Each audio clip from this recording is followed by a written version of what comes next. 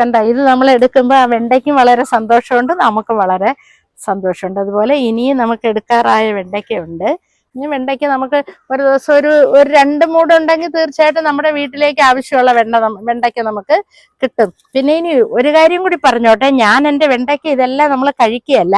അപ്പൊ എനിക്കിന്ന് എൻ്റെ പച്ചക്കറി എൻ്റെ ആവശ്യത്തിന് പുറമെ ഒരു വരുമാന മാർഗവും കൂടിയാണ് ഇത്. അതുകൊണ്ട് എനിക്ക് നല്ലൊരു വരുമാനം എൻ്റെ ടെറസിൽ നിന്ന് എനിക്കിപ്പോൾ കിട്ടുന്നുണ്ട്. ഇത് മാലാഹ വഴുതനയാണ്.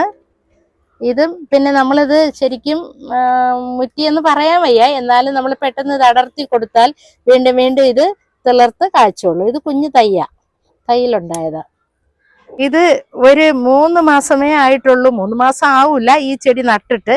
അതായത് ഞാനൊരു എക്സിബിഷന് പോയപ്പോൾ അവിടെ നിന്ന് ഞാൻ 30 രൂപ കൊടുത്ത് വാങ്ങിക്കൊണ്ടുവന്ന ഒരു ചെടിയാണ്.